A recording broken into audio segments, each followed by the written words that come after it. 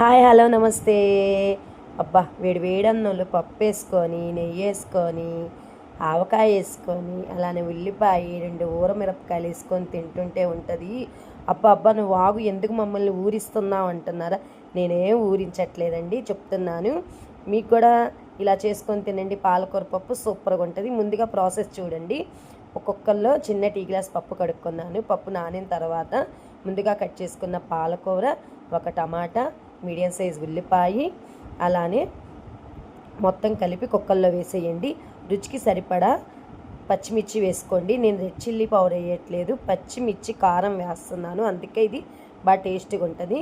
అలానే కొంచెం చింతపండు, ఎల్లిపాయ, మీకు 1 స్పూను జీలకర్ర, టేస్ట్కి సరిపడా ఉప్పు వేసుకొని మిక్సీ పట్టుకోండి.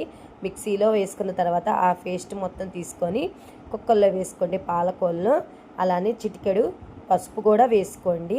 అలానే కొంచెం కరివేపాకు వేసుకొని మూత పెట్టుకొని 3 లేదా 4 విజిల్స్ రానిచ్చుకోండి. ఆ విజిల్స్ వచ్చిన తర్వాత పప్పు బాగా వెనుపుకొని పక్కన పెట్టేసేసుకోండి. అలానే పక్కన పెట్టుకున్న తర్వాత ఒక కళాయి పెట్టుకొని ఆయిల్ వేసుకొని తాలింపుకి సరిపడా ఆయిల్ హీట్ అయిన తర్వాత తాలింపు గింజలన్నీ వేసేసుకోండి. తాలింపు గింజలు వేసుకున్న తర్వాత పప్పు కలిపేసి పక్కన పెట్టుకోండి. వేడి వేడి అన్నంలో పప్పు రెడీ.